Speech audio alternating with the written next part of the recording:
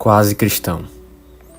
Então Agripa se dirigiu a Paulo e disse: Por pouco me persuades a me fazer cristão. Atos 26, 28. E muitos há que vão assim tão longe. Desde que a religião cristã está no mundo, tem havido muitos, de todas as épocas e nações, que foram quase persuadidos a serem cristãos. Mas, visto que não traz proveito algum diante de Deus, ir apenas até aí, é de grande importância considerarmos o que significa ser um cristão completo. Primeiro, está implícito a honestidade pagã. Ninguém, eu suponho, irá fazer alguma pergunta sobre isso, especialmente porque, por honestidade pagã, eu quero dizer não apenas o que está recomendado nos escritos dos seus filósofos, mas aquilo que os pagãos comuns esperam uns dos outros, e muitos deles, atualmente, praticam.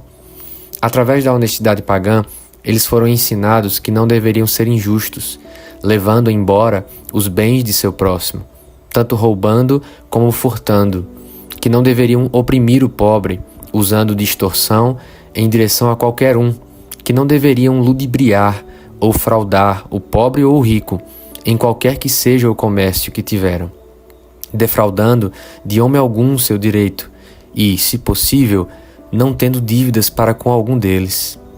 Novamente, os pagãos comuns tinham a consideração com a verdade e com a justiça, mantendo na abominação os que estavam em perjuro e que chamaram a Deus para testemunhar uma mentira. Assim como o caluniador do próximo, que falsamente acusou algum homem, atribuindo aos mentirosos voluntariosos de qualquer espécie a desgraça da raça humana e as pestes da sociedade. E ainda, existia uma forma de amor e assistência que eles esperavam uns dos outros, sem preconceito, e que se estenderam não apenas àqueles pequenos préstimos de benevolência que são executados sem qualquer despesa ou trabalho, mas, igualmente, para alimentar o faminto, se eles tivessem comida de sobra, vestir o desnudo com suas próprias vestimentas supérfluas, e, em geral, dando a qualquer que necessitasse aquilo que eles não necessitaram para si mesmos. Assim sendo, resumidamente, a honestidade pagã veio a ser a primeira condição que implica em se ser quase um cristão. Uma segunda coisa implícita é ter uma forma de santidade, aquela santidade que é prescrita no Evangelho de Cristo e que tem a aparência de um cristão verdadeiro, mesmo porque o quase cristão não faz aquilo que o Evangelho proíbe. Ele não toma o nome de Deus em vão, ele abençoa e não amaldiçoa. Ele não jura, afinal, mas sua comunicação é sim, sim, não, não. Ele não profana o dia do Senhor, não suporta que ele seja profanado, mesmo por estranhos que estejam em suas reuniões. Ele não apenas evita todo o adultério efetivo, fornicação e impurezas, mas todas as palavras, olhares que, direta ou indiretamente, tendem a isso. E mais ainda, toda a palavra vã, abstendo-se tanto da difamação quanto da maledicência, fofoca e toda conversa tola e sarcástica, uma espécie de virtude nos preceitos moralistas pagãos. Resumidamente, de toda conversa que não é boa para o uso da edificação e que, consequentemente, aflige o Espírito Santo de Deus, por meio do qual nós fomos lacrados para o dia da redenção. Ele se abstém de vinho em excesso, de farra e comilança. Ele evita o quanto pode de se colocar em todo tipo de discussão e contenda, continuamente, esforçando-se para viver pacificamente com todos os homens. E, se ele sofre algum dano, ele não se vinga, nem paga o mal com o mal. Ele não diz muitos insultos, não é briguento e nem escarnecedor, seja nas faltas ou nas fraquezas de seu próximo. Ele, de boa vontade, não erra, machuca ou aflige qualquer homem, mas, em todas as coisas, age e fala por aquela regra clara: não faze ao outro o que não queres que façam a ti. E, em fazendo o bem, ele não se limita aos préstimos baratos e fáceis da benevolência, mas trabalha e sofre para o proveito de muitos, para que, por meio todos deles, ele possa ajudar alguém. A despeito da luta ou da dor, o que quer que suas mãos encontrem, o que fazer, ele faz, com toda a sua força. Não importa se para amigos ou para inimigos, para o mal ou para o bom, porque, não sendo indolente nisso ou em suas tarefas, quando ele tem a oportunidade, ele faz o bem, todas as formas de bem, a todos os homens, para suas almas, tanto quanto para seus corpos. Ele reprova o mal, instrui o ignorante, fortalece o irresoluto, estimula o bom e conforta o aflito. Ele trabalha para acordar aqueles que dormem, para conduzir aqueles que Deus já tem acordado, para a fonte aberta para o pecado e para a impureza, para que possam lavar-se nela e tornar-se limpos, e para encorajar aqueles que são salvos através da fé e adornar o Evangelho de Cristo em todas as coisas. Ele, que tem a aparência da santidade, usa também os meios da graça, sim, todos eles, e em todas as oportunidades. Ele constantemente frequenta a casa de Deus, e isto não da maneira como alguns fazem, que vêm à presença do mais alto, carregado com ouro e vestuário caro, ou com toda a vaidade ostentosa no se vestir, bem como por suas cortesias inoportunas uns para com os outros, ou pela alegria impertinente de seu comportamento, repudiando todas as pretensões infantis que ele forme, tanto quanto para o poder da religiosidade deles. Haveria para Deus ninguém entre nós que não tenha caído na mesma condenação? Que tenha entrado nessa casa e que tenha olhado em volta com todos os sinais da mais apática e descuidada indiferença, embora algumas vezes possa parecer usar a oração a Deus para suas bênçãos naquilo que esperam, que durante todo o serviço maravilhoso estão dormindo ou reclinados na postura mais conveniente para isso, ou quando supõem que Deus esteja dormindo, falando uns com os outros ou espiando ao redor como extremamente isentos de qualquer ocupação? Nem esses podem ser acusados de aparência de santidade. Não. Aquele que tem mesmo isso se comporta com seriedade e atenção em todas as partes do serviço solene. Mais especialmente, quando ele vem à mesa do Senhor, não é com um comportamento leviano e descuidado, mas com a aparência, gestos e conduta que falam nada mais do que: Deus, seja misericordioso comigo, que sou um pecador.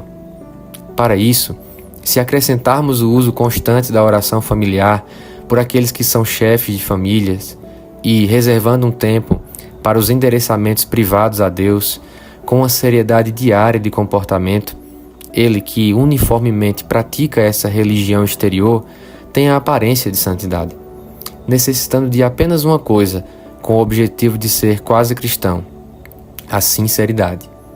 Por sinceridade, eu quero dizer um princípio religioso real e interno, de onde essas ações exteriores fluem. E realmente, se nós não temos isso, nós não temos a honestidade pagã.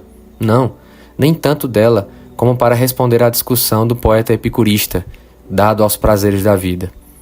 Mesmo esse pobre patife, em seus intervalos de sobriedade, é capaz de testificar que os homens de bem evitam o pecado de amar a probidade, os homens perniciosos, o pecado do medo da punição.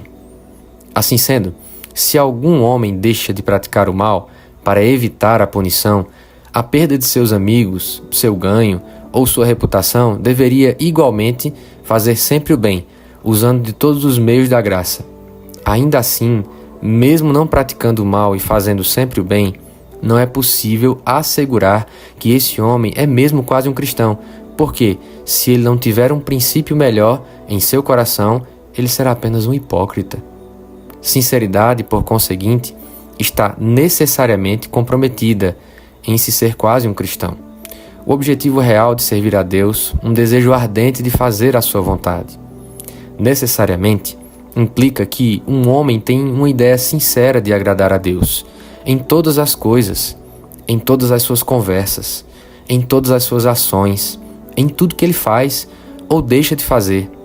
Esse objetivo, se algum homem for quase um cristão, segue através de todo o teor de sua vida. Ele é o princípio propulsor em fazer o bem e abster-se do mal, e usando as ordenanças de Deus. Mas aqui deverá provavelmente ser inquirido: é possível que algum homem possa chegar tão longe e, não obstante, ser alguém quase cristão? quanto mais é necessário para que ele seja um completo cristão? Em primeiro lugar, eu respondo que alguém pode ir até mais longe e ainda assim ser apenas um quase cristão. Irmãos, grande é a minha audácia com respeito a vocês nesse interesse. E perdoem-me nesse erro, se eu declaro minha insensatez no que anuncio publicamente, para por causa de vocês e do Evangelho, sujeito-me então a falar livremente de mim mesmo, exatamente como de outro homem. Eu estou contente em ser humilhado para que vocês sejam exaltados e para ainda mais desprezível para a glória do meu Senhor. Eu tenho ido assim tão longe por muitos anos, como muitos desses lugares podem testificar, usando diligência para evitar todo mal e ter uma consciência isenta de ofensa, resgatando o tempo e em toda oportunidade fazendo todo o bem a todos os homens, constantemente e cuidadosamente, usando todos os meios públicos e todos os meios privados da graça, esforçando-me na busca de uma sinceridade firme de comportamento, todo o tempo e em todos os lugares. E Deus é meu testemunho, diante de quem eu permaneço, fazendo tudo isso com sinceridade. Tenho um desígnio real de servir a Deus, um desejo ardente de fazer todas as suas vontades, para agradar a Ele, que tem me chamado para lutar uma boa luta e para assegurar a vida eterna. Ainda assim, minha própria consciência testemunha no Espírito Santo que todo esse tempo eu tenho sido, a não ser um quase cristão. Se for inquirido, o que é mais necessário além disso para que se seja um cristão completo? Eu respondo: 1. O amor a Deus. Porque assim diz sua palavra: você irá amar o Senhor, seu Deus, com todo o seu coração, com toda a sua alma, com toda a sua mente e com toda a sua força. Tal amor é esse, como que se apoderando de todo o coração, como acolhendo todas as afecções, como preenchendo a capacidade total da alma e empregando a mais extrema extensão de todas as suas faculdades. Ele que assim ama o Senhor, seu Deus, seu espírito continuamente regozija-se em seu Deus Salvador. Seu deleite está no Senhor, seu Senhor e seu tudo, a quem em tudo dá graças. Todo o seu desejo está no Senhor e para a lembrança do seu nome. Seu coração está sempre clamando: quem mais eu tenho no céu a não ser a ti? E não há ninguém sobre a terra que eu deseje além de ti. Realmente, o que mais ele deve desejar além de Deus? Não o mundo ou as coisas do mundo, porque ele está crucificado para o mundo e o mundo crucificado nele. Ele está crucificado para o desejo da carne, o desejo do olho e o orgulho da vida.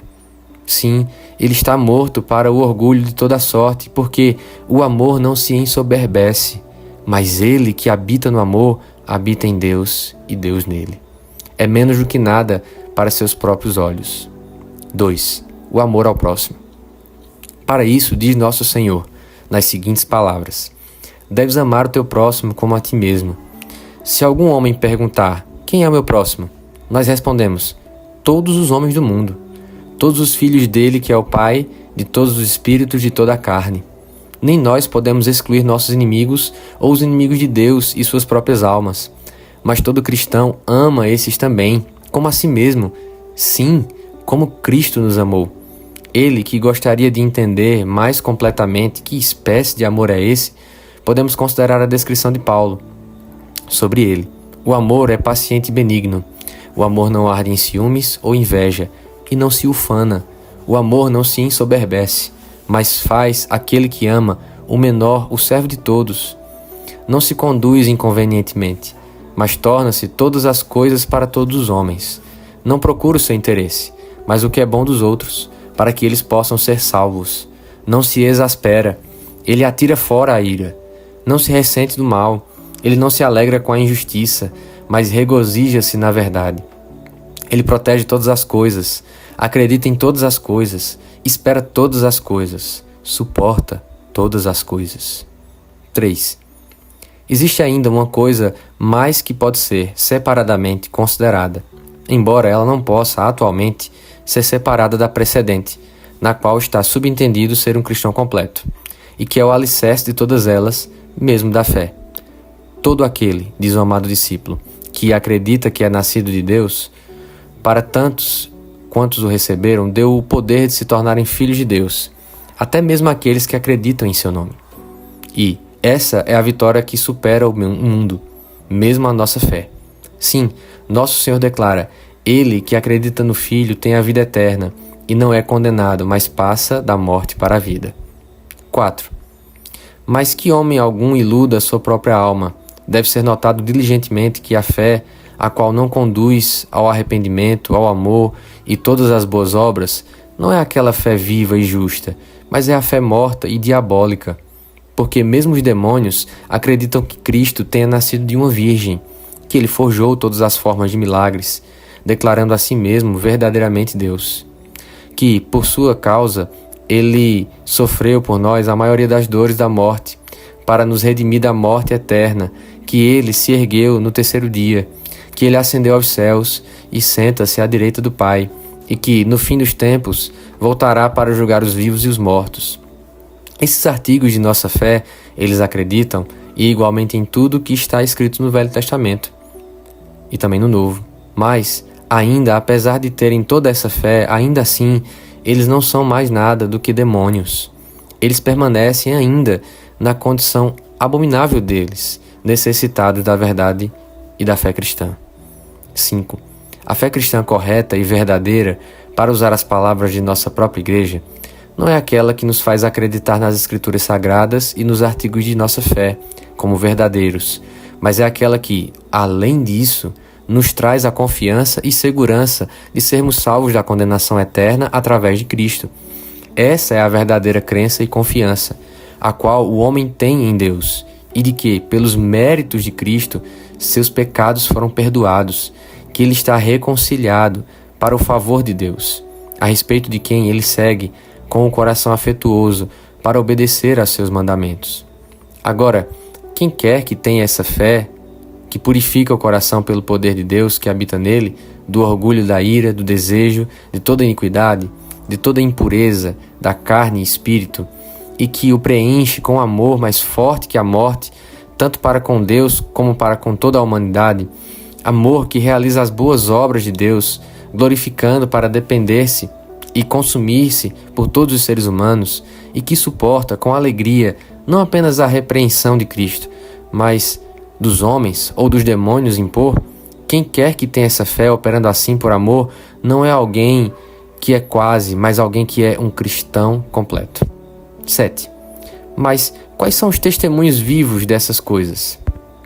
Eu imploro a vocês, irmãos, como na presença desse Deus, diante de quem inferno e destruição estão sem cobertura, quanto mais os corações dos filhos dos homens, que cada um de vocês possa perguntar a seu próprio coração: eu faço parte desse número?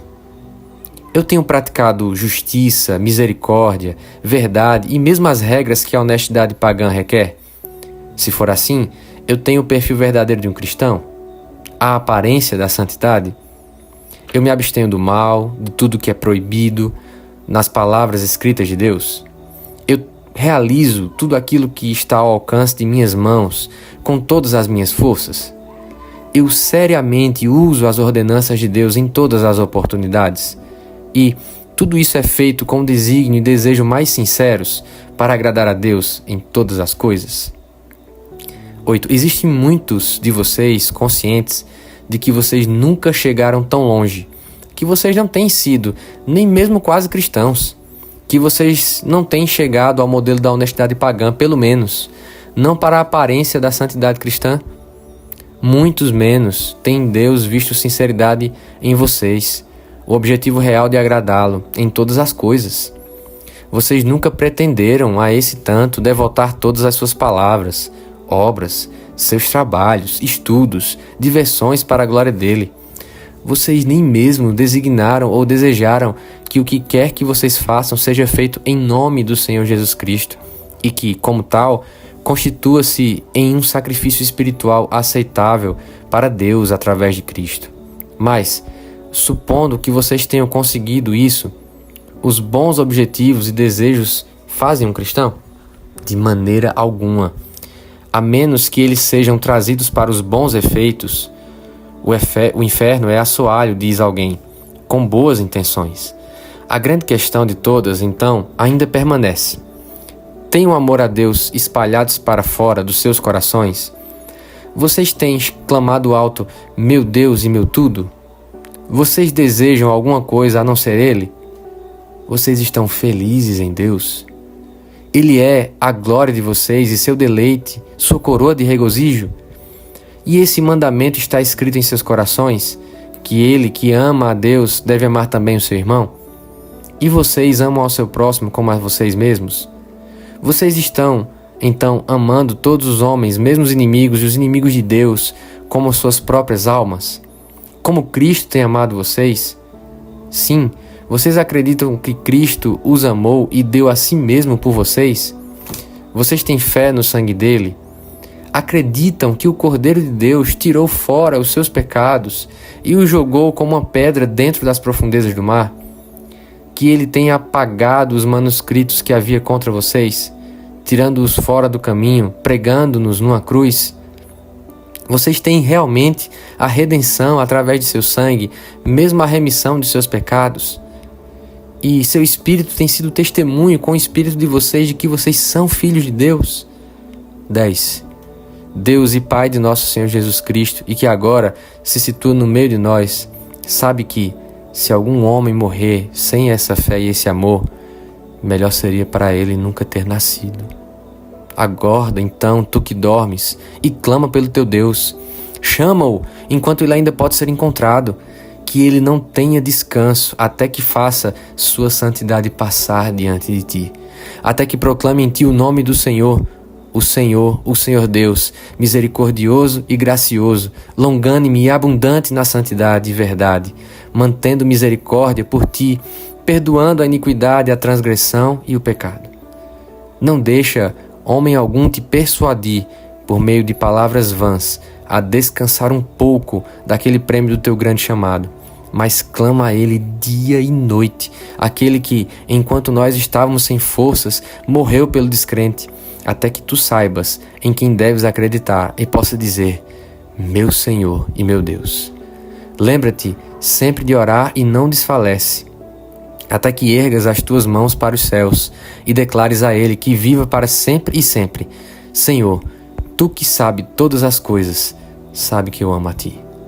Que possamos todos assim experimentar o que é ser, não apenas um quase cristão, mas um cristão completo, estando justificados gratuitamente pela Sua graça, através da redenção que está em Jesus, sabendo que nós temos paz com Deus por meio de Jesus Cristo, regozijando-nos na esperança da glória de Deus e tendo o amor de Deus espalhado por todos os lados em nossos corações, pelo Espírito Santo dado a nós.